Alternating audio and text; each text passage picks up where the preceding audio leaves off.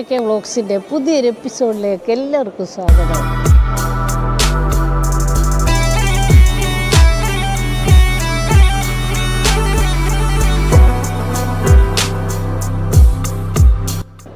ഞാനിപ്പോൾ നിൽക്കുന്നത് കൊച്ചി ഇൻ്റർനാഷണൽ എയർപോർട്ടിലാണ്. അപ്പോൾ ഞാൻ തായ്ലൻഡിലേക്കുള്ള ഒരു യാത്രയിലാണ്. യാത്രയ്ക്ക് വേണ്ടിയിട്ട് എയർപോർട്ടിലെത്തിയിരിക്കുകയാണ്. 11 മണിക്കാണ് ഞങ്ങളുടെ ഫ്ലൈറ്റ്.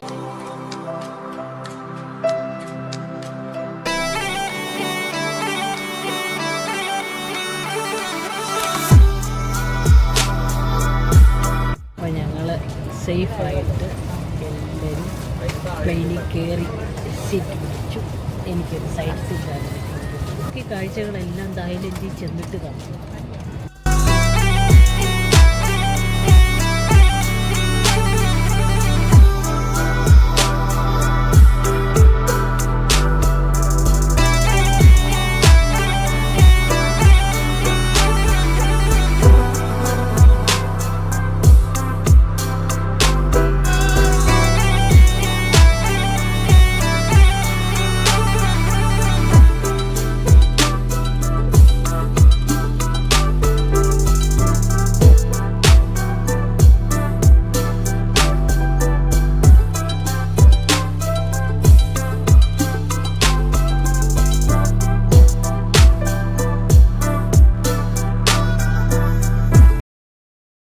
അപ്പോൾ ഞങ്ങൾ എയർപോർട്ടിൽ ഇറങ്ങി അങ്ങോട്ട് നടന്നു ചെന്നപ്പോഴുണ്ടോ ഒരു സുന്ദരി ഒരു പെണ്ണ് അവിടുത്തെ ട്രഡീഷണൽ വസ്ത്രധാരണ രീതിയിൽ അങ്ങനെ നിൽക്കുകയാണ്. ഞങ്ങളെ എല്ലാം കൈകൂപ്പി. അവളുടെ കൈ കുറേ മാലകളുണ്ടായിരുന്നു. അപ്പം നോക്കിയപ്പോൾ ഉണ്ട് ഓരോ ആളുകളെയും മാലയിട്ട് സ്വീകരിക്കുകയാണ്.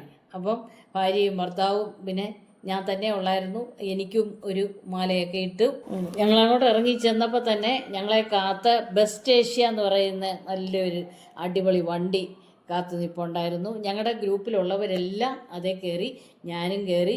ഗ്രൂപ്പ് എളമ്പാശ്ശേരി ട്രാവൽസ് എന്ന് പറയുന്ന അദ്ദേഹമാണ് ഞങ്ങളെ കൊണ്ടുപോകുന്നത്. ഗ്രൂപ്പിലുള്ളവരെ ആരെയും അങ്ങനെ അറിയത്തില്ല. ഇനി 2-3 ദിവസത്തെ പ്രോഗ്രാം ഉണ്ടല്ലോ. അപ്പം പതുക്കെ അവരെല്ലാം പരിചയപ്പെട്ട് വരാം. അതുപോലെ തന്നെ ഞങ്ങൾക്കും എല്ലാം സീറ്റ് ഞങ്ങൾ അവസാനം വന്നിരുന്നത്, അതുകൊണ്ട് പുറകിലായിപ്പോയി. എന്നാലും കുഴപ്പമില്ല, നല്ല സീറ്റ് ഞങ്ങൾക്കും കിട്ടി. അവിടുത്തെ നല്ലതാണ്.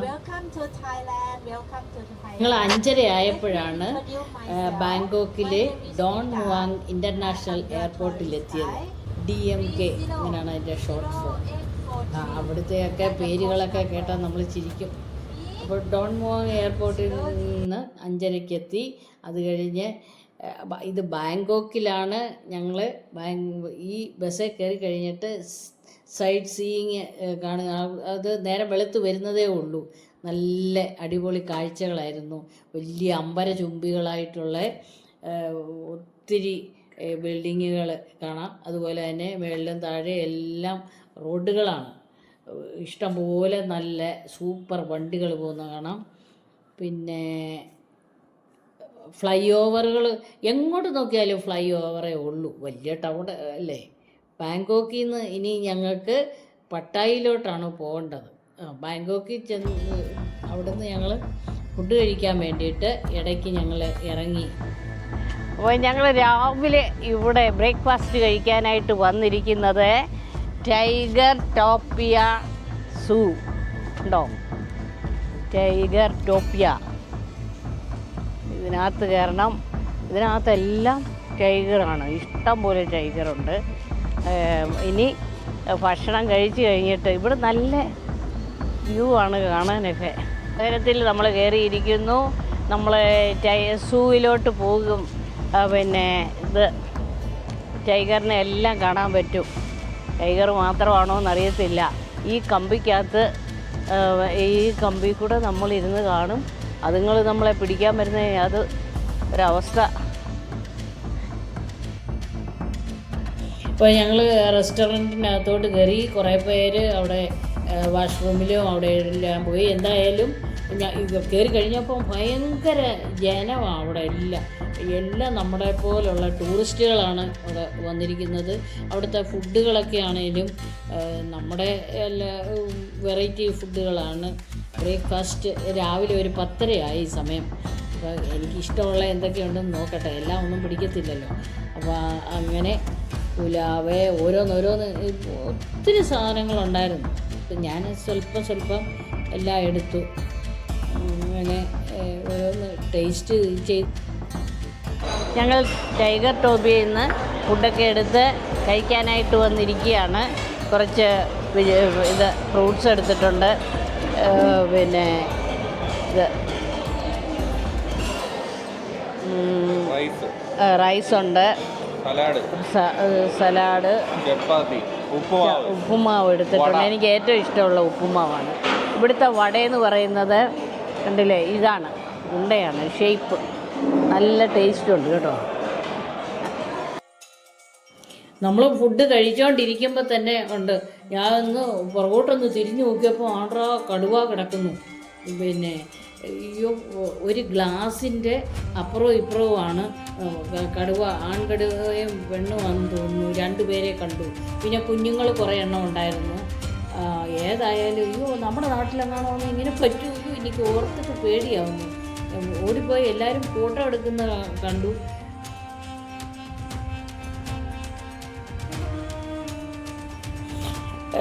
ഞാനൊരു ചെറിയ എൻ്റെ മനസ്സിൽ വന്ന ഒരു ചിന്ത ഞാൻ പറയുകയാണ്. ഈ തായ്ലൻഡ് എന്ന് പറയുന്ന ഈ ചെറിയ രാജ്യത്ത് ഇവർ ടൂറിസം എത്രമാത്രം പിന്നെ പ്രൊമോട്ട് ചെയ്യാം എന്നുള്ളത് കാണണമെങ്കിൽ നമ്മളിവിടെ വന്ന് അത് കാണണം. ഇവരെന്തെല്ലാം രീതിയിലാണ് ടൂറിസം ഡെവലപ്പ് ചെയ്ത് എടുത്തിരിക്കുന്നത്. തായ്ലൻഡിലെ ഏറ്റവും ഭംഗിയുള്ള ഒരു സ്ഥലത്താണ് ഞങ്ങൾ ആദ്യം തന്നെ വന്നിരിക്കുന്നത്. കണ്ടില്ലേ, ഒരു ബുദ്ധ പ്രതിമ കണ്ടില്ലേ? ഓഹ്, അടിപൊളിയായിരിക്കുന്നു. എന്നാ കിടുവായത്. തായ്ലൻഡിലെ ഏറ്റവും വലിയ ബുദ്ധ പ്രതിമയുടെ മുന്നിലാണ് ഞങ്ങൾ നിൽക്കുന്നത്. ഏഷ്യയിലെ 2ാമത്തെ വലിയ ബുദ്ധ പ്രതിമയാണ്. 92 മീറ്ററാണ് ഇതിൻ്റെ ഉയരം. അതുപോലെ തന്നെ 2008 ഇതിൻ്റെ പണി തീർത്തത്. തായ്ലൻഡിലെ ആങ്തോങ് പ്രവിശ്യയിൽ സ്ഥിതി ചെയ്യുന്ന ബുദ്ധൻ്റെ പ്രതിമയാണിത്. തായ്ലൻഡിലെ ഏറ്റവും ഉയരം കൂടിയ പ്രതിമയും തെക്ക് കിഴക്കൻ ഏഷ്യയിലെ 2ാമത്തെ ഉയരം കൂടിയ പ്രതിമയും ലോകത്തിലെ ഏറ്റവും ഉയരം കൂടിയ 9ാമത്തെ പ്രതിമയാണ് ഇത്. ഇവിടെ നിൽക്കുമ്പോൾ തന്നെ നല്ല ഒരു കാമാൻ ക്വയറ്റ്, നല്ല ശാന്തത, ഒരു കുളിർമയുണ്ടായി. ഭയങ്കര ഇവിടെയും ടൂറിസ്റ്റുകളുടെ കേന്ദ്രമാണ്. ടൂറിസ്റ്റുകളെല്ലാം വന്നു പോകുന്നുണ്ട്. ഞങ്ങൾ അവിടെ കയറി എല്ലായിടവും ഒന്ന് കറങ്ങി കണ്ടു. പിന്നെ അവിടെ ചെറിയ ഒരു അമ്പലമുണ്ട്, അതിനകത്ത് കയറിയാൽ ചരടൊക്കെ കെട്ടുന്നതൊക്കെ ഉണ്ട്. ഞാൻ അവിടെ ഒന്നും കയറിയില്ല. അപ്പോൾ എല്ലായിടവും ബുദ്ധപ്രതിമ, ചെറുത് പിന്നെ വലുതിരിക്കുന്നു, പിന്നെ വേറെ ഓരോന്നിങ്ങനെ മാറി പ്രതിമകളായി. ഈ ബുദ്ധൻ്റെ പ്രതിമകൾ കണ്ടാൽ തന്നെ അവിടെ ഏറ്റവും കൂടുതലുള്ള ബുദ്ധിസ്റ്റുകളാണെന്നാണ്. തായ്ലൻഡിലെ ഏറ്റവും കൂടുതൽ ആളുകളും ബുദ്ധമതക്കാരാണ്. 92% പേരും ബുദ്ധിസ്റ്റുകളാണെന്നാണ് പറഞ്ഞിരിക്കുന്നത്. 2.5% ഹിന്ദുക്കളുണ്ട്. അതിൻ്റെ ബാക്കി എത്ര, അത് മുസ്ലിങ്ങളും ക്രിസ്ത്യാനികളും.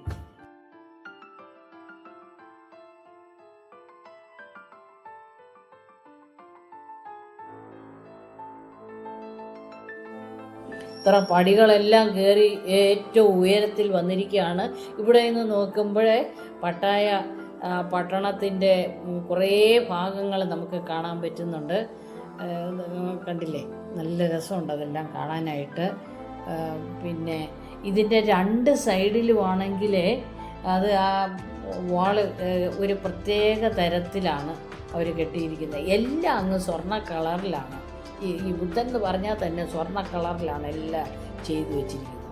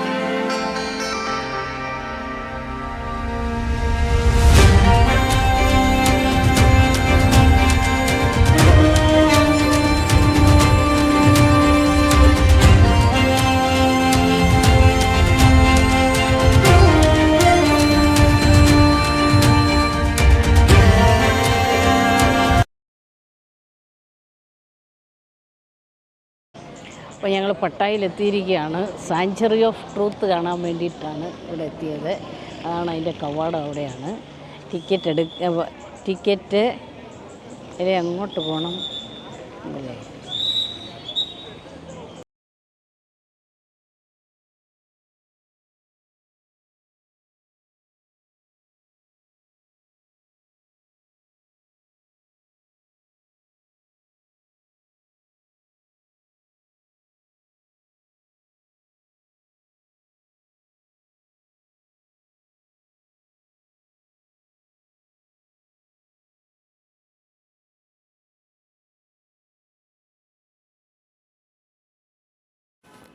തായ്ലൻഡിലെ പട്ടായിൽ സ്ഥിതി ചെയ്യുന്ന ഒരു വലിയ ക്ഷേത്ര സമുച്ചയമാണ് സാങ്ച്വറി ഓഫ് ട്രൂത്ത്സ്.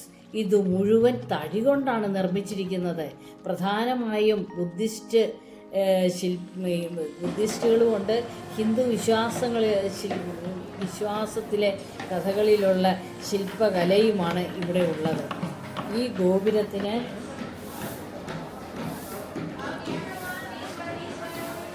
എത്ര ആശാരിമാരാണ് അവിടെ നിന്ന് ഇത് പണിതുകൊണ്ടിരിക്കുന്നത്, ഈ കൊത്തുപണികൾ ചെയ്യുന്നത്. സ്ത്രീകളാണ് കൂടുതൽ അവിടെ ആശാരിമാർ കൂടുതൽ കണ്ടത്. ഈ തടിയെല്ലാം ഞാൻ ഒരാളോട് ചോദിച്ചപ്പോഴേ അവർ പറഞ്ഞത് തേക്ക് തടിയും ഈട്ടിത്തടിയും എല്ലാമാണ് മലേഷ്യയിൽ നിന്ന് കൊണ്ടുവന്ന്. ഇന്ത്യയിലെയും തടികളാണ് നമ്മുടെ സാങ്ച്വറി ഓഫ് ട്രൂത്തിലുള്ള ഈ തടികൾ. ഈ ഗോപുരത്തിന് 105 മീറ്റർ ഉയരമുണ്ടെന്നാണ് പറഞ്ഞിരിക്കുന്നത്.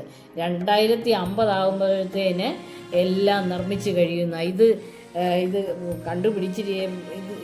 ഈ ഒരു ആശയം ഇതിന് കൊണ്ടുവന്നത് ലേക്ക് വിരിയ ഫാൻഡ് എന്ന് പറയുന്ന ആളാണ് ഈ ഒരു ആശയം ഇവിടെ കൊണ്ടുവന്നതും. ഈ അടിപൊളിയായിട്ടുള്ള ഈ ഒരു വാസ്തുവിദ്യാ ശൈലിയിലാണ് ഇതുണ്ടാക്കുന്നത്. ഈ കെട്ടിടം അങ്ങനെയാണ് ഇവിടെ നിർമ്മിക്കാൻ പോകുന്നത്.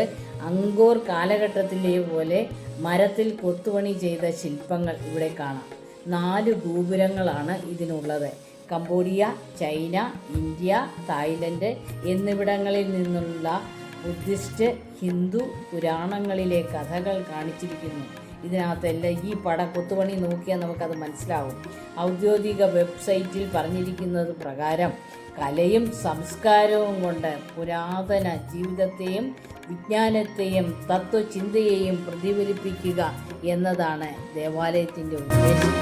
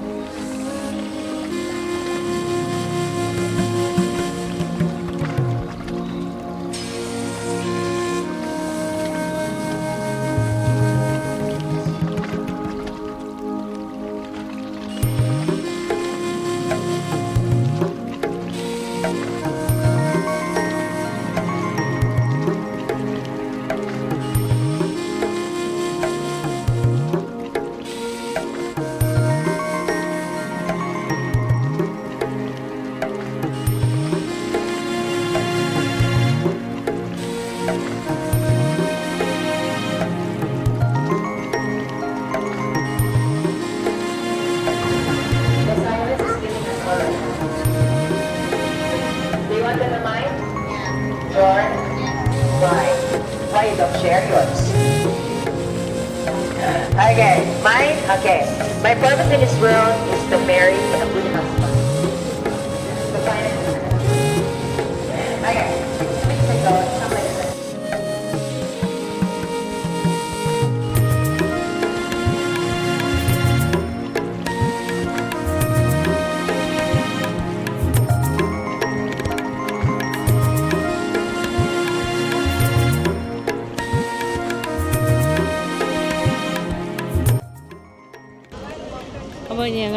സാങ്ച്വറി ഓഫ് ട്രൂത്ത് കണ്ടു കഴിഞ്ഞു. എത്ര മനോഹരമായിരിക്കുന്നു. ഇനിയൊരു 2050 ഇവിടുത്തെ പണികളെല്ലാം തീരാൻ. എത്രയോ ജനങ്ങൾ ഇന്നും ഇരുന്ന് ആശാരിപ്പണി ചെയ്യുന്നു. എല്ലാം തടിയിലാണ് ചെയ്തിരിക്കുന്നത്, തടിപ്പണിയിലാണ് എല്ലാം ചെയ്യുന്നത്. അതുപോലെ ഞങ്ങളിനി തിരിച്ച് എല്ലാവരും ബസ്സിൽ കയറി ഞങ്ങൾ ഹോട്ടലിലോട്ട് തിരിച്ചു പോവുകയാണ്. ഇന്നിനി ഞങ്ങൾ എങ്ങും പോകുന്നില്ല. ഇന്നലെ ഞങ്ങൾ അവിടുന്ന് 11 മണിക്ക് ഫ്ലൈറ്റിൽ കയറി ഇവിടെ വന്നു. ഇന്ന് ഞങ്ങൾ പ്രധാനമായിട്ടും അങ്ങനെയൊന്നും പോയില്ല. കുറച്ച് സ്ട്രീറ്റൊക്കെ കണ്ടതേ ഉള്ളൂ. ഈ സാങ്ച്വറി ഓഫ് ട്രൂത്താണ് ഇന്നത്തെ മെയിൻ. അത് കണ്ടു. നിങ്ങൾക്ക് എല്ലാവർക്കും ഈ വീഡിയോ ഇഷ്ടപ്പെട്ടെന്ന് കരുതുന്നു. നിങ്ങളെല്ലാവർക്കും ഇഷ്ടപ്പെട്ടെങ്കിൽ നിങ്ങൾ ലൈക്ക് ചെയ്യുക, ഷെയർ ചെയ്യുക, സബ്സ്ക്രൈബ് ചെയ്യുക. അപ്പോൾ നമുക്ക് അടുത്ത വീഡിയോ ആയിട്ട് നാളെ വരുന്നു.